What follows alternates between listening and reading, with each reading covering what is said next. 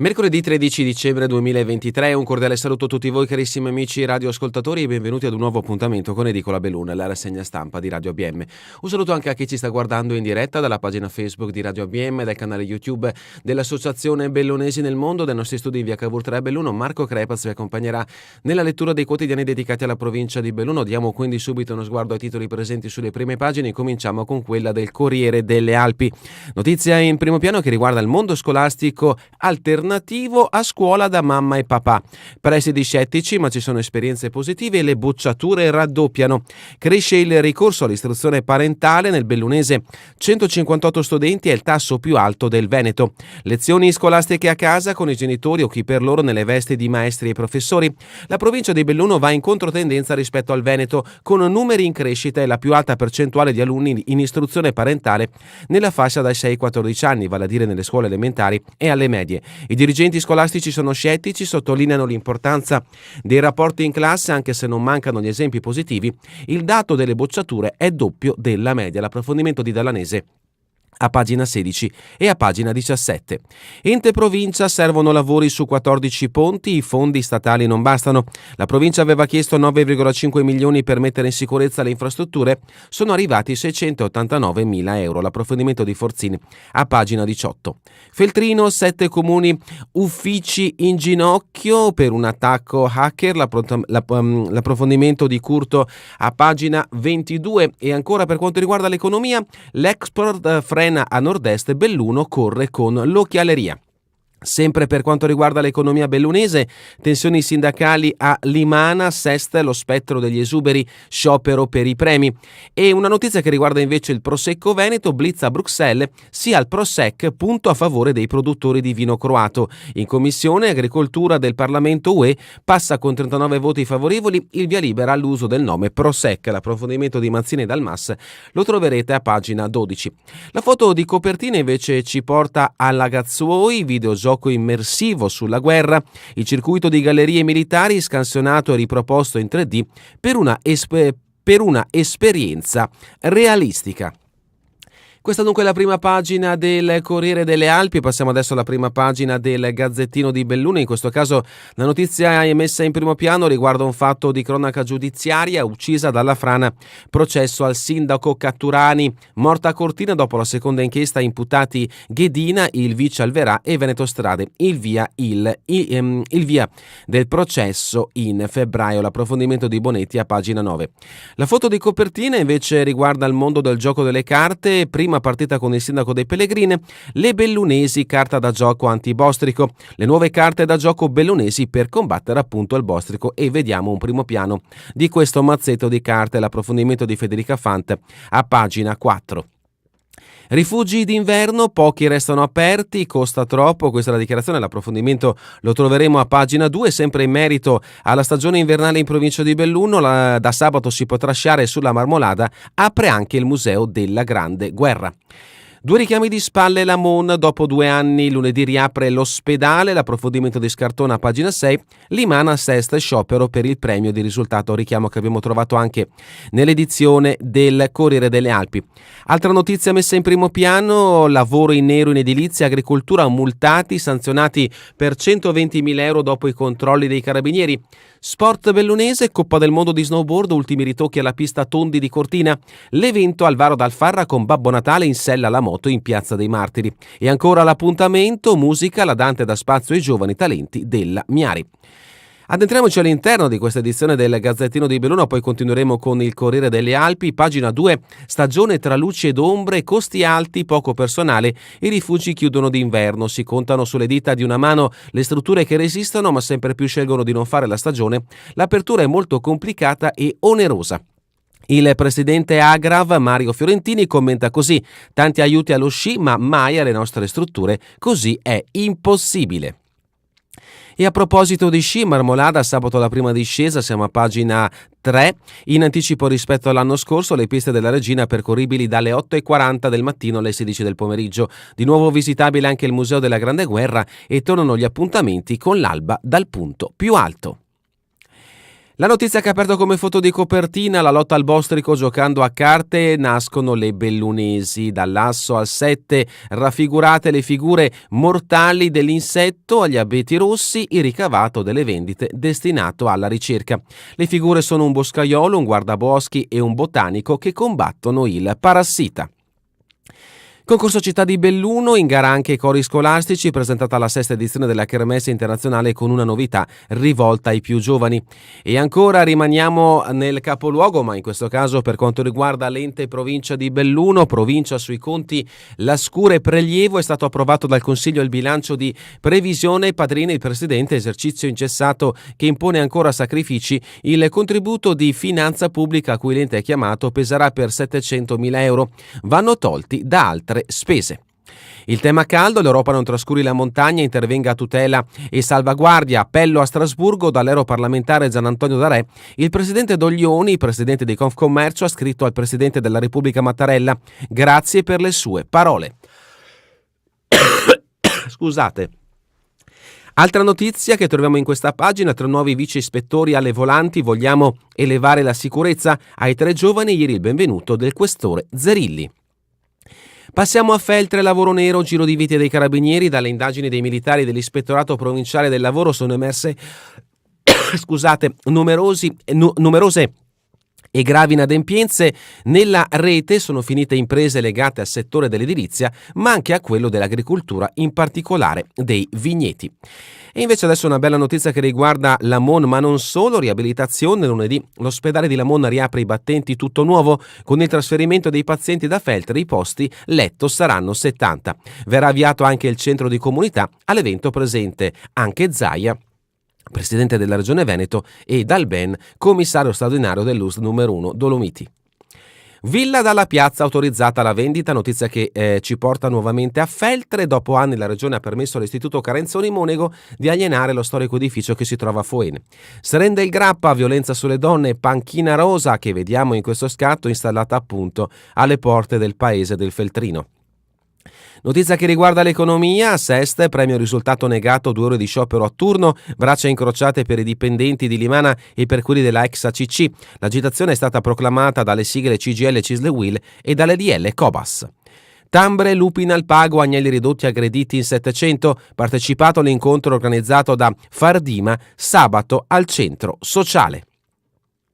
Questa è la notizia che ha aperto l'edizione di oggi del Gazzettino di Belluno. Morte a Rio Gere, processo bis, 3 imputati di omicidio stradale. Nei guai per la morte della dottoressa Catturani, l'ex sindaco Ghedina, il suo vice Veneto Strade. Dopo il primo giudizio a un tecnico assolto ci sarà il nuovo dibattimento dal 26 gennaio.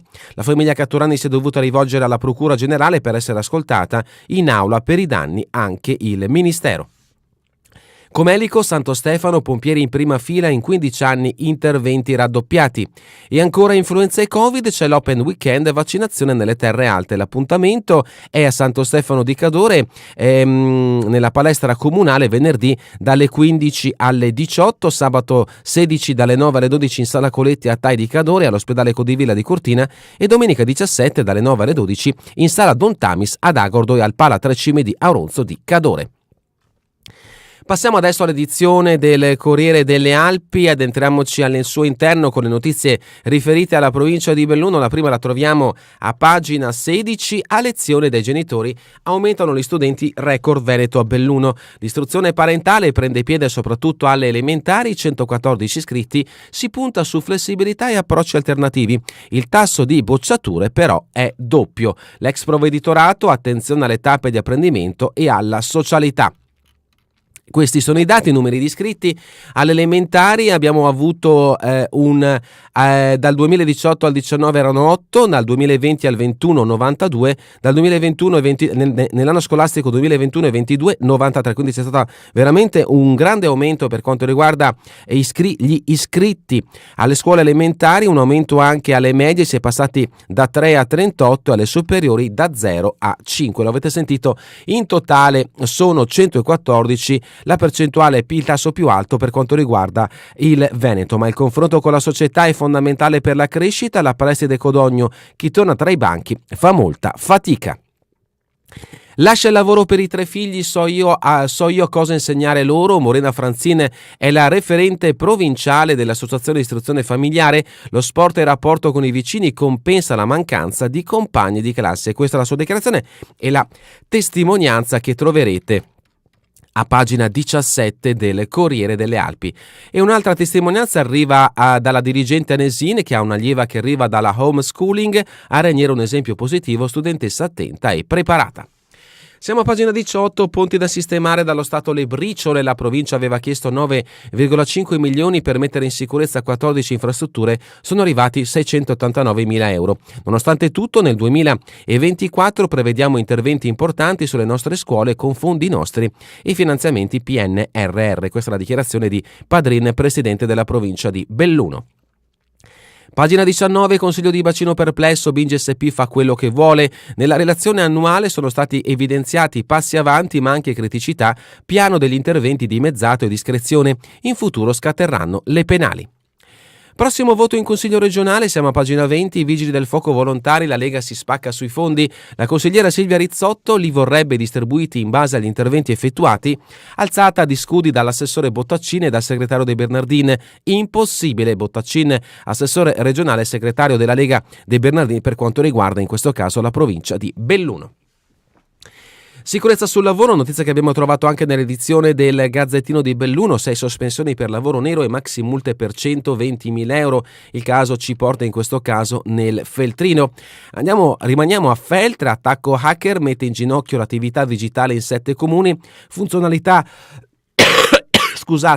ridotte all'osso a Feltre, Alano, Querovas, Santa Giustina, Cesio Maggiore e Sovramonte.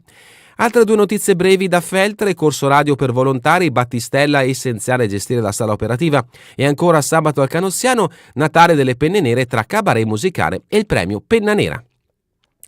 Largo Castaldi, restauro completato, Palazzo Bovio rinasce con la filiale Sparcasse ed ecco uno spazio che riguarda il salone che ospita le casse della Sparcasse dopo il restauro. Lamon, centro di riabilitazione, lunedì 18 l'inaugurazione e ancora andiamo avanti con pagina 24, 50 anni di ENAIP a Feltre e 5.000 allievi diplomati. Domani in birreria Pedavena, cerimonia con gli studenti, le famiglie e le autorità, la storia di una scuola nata al Pavone, passata per Stella Maris e ora al campus di Feltre. Siamo a pagina 26, a Gordino, contro le folli domeniche in fila, l'unico rimedio resta la ferrovia. Il comitato interviene nel dibattito scatenato dalle code infinite anche sulla 203. Cosa sarebbe successo se si fosse verificato un'emergenza sanitaria?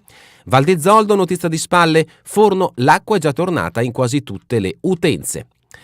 Soverzene, un centro storico più elegante, via il cemento posato il porfido, in ultimazione il primo stralcio dei lavori, nel 2024 l'intervento sarà completato il sindaco Burigo. Vediamo già concretamente il cambio di aspetto del paese. Il saluto, Paola Cerentine va in pensione, Paola Cerentine per 41 anni in municipio, in questo caso la notizia riguarda il comune di Ponte nelle Alpi. Altre 2 notizie brevi, Ponte nelle Alpi, tentato furto da 50 euro, fatto tenue a soluzione. Longarone torna sabato come una volta aspettando il Natale. E una notizia fortunata, baciato dalla fortuna il Superenalotto, incassa 62.200 euro, colpaccio al bar della stazione di Longarone. Siamo a Cortina, la Gazzuoi dal passato al futuro in 3D, un videogioco sulla Grande Guerra. Echoes of the Great War, il circuito di gallerie militari diventa teatro di un'esperienza immersiva patrocinata da ANA. Ancora Cortina, Soccorso Alpino e Guida Alpine, un fine settimana per ricordare Giulia Ramelli. Ricordando Giulia è l'evento organizzato per questo fine settimana dal Soccorso Alpino di Cortina in memoria di Giulia Ramelli, la maestra di sci veneziana di 34 anni, appartenente alla scuola di sci di Cortina, che nei primi giorni di gennaio perse la vita mentre si stava dedicando a una delle sue grandi passioni, lo sci alpinismo. Ancora da Cortina, violenza sulla figlia di 13 anni, padre patteggia 24 mesi. Sempre da Cortina, gli acquedotti privati rivogliono la gestione e danno erariale. Trovato un documento inedito sugli affidamenti pregressi, va revocato il provvedimento che ha tolto la salvaguardia. Calalzo, balzo da 9 a 20.000 euro per i fondi destinati alle attività sportive. Il bando scade il 28 dicembre. E ancora lo scudo di Vigo è tornato a casa dopo un anno a Palazzo Chigi, ha avuto il compito di vegliare l'albero che il comune donò il Natale scorso. E vediamo in questo scatto la riconsegna alla sindaca dello Stemma di Vigo, da parte di Zanchetta, ex dirigente della Regione Veneto. Dalla rubrica Cultura e Società, musica, bomber e occhiali a specchio il come eravamo dei primi anni '80. Celebrare i 40 anni del film e ritrovare dialoghi e battute e forse una VHS rimasta come un cimelio in un cassetto. Vacanze di Natale 1983-2023. Ma continuiamo con la rubrica Giorno e Notte, 5 concerti e 29 premi in città. Il Città di Belluno è internazionale. Oggi l'omaggio a Italo Calvino con l'italianista Scialino, Società Dante Alighieri, l'appuntamento è alle 17 alla Sala Muccine del Giovanni XXIII. Sport bellunese, Feltre in gran forma, Alleghe Stare e Blasone, Biaccoli è sicuro sarà un gran derby, appuntamento domani alle 20:30 al De Toni di Alleghe. Calcio di Serie D, raccogliamo i primi frutti della fusione De Chan ha nel mirino stadio e clubhouse. E ancora terminiamo con le previsioni del tempo in Veneto per la giornata di domani, nuvolosità in diminuzione col passare delle ore fino a cielo anche sereno a tratti dal pomeriggio, sulle pianure di notte nebbie, da estesi a locali andando da sud a nord, di mattina in dissolvimento di sera, da sparse sulle zone meridionali a locali sulle zone settentrionali. È davvero tutto per questa edizione di Edicola Belluno e vi ricordo che torneremo in replica questa sera via streaming alle 20, domani mattina all'1, ora locale italiana. A voi tutti un buon proseguimento di giornata in compagnia come sempre di Radio ABM, la web radio dell'Associazione Bellunesi nel Mondo.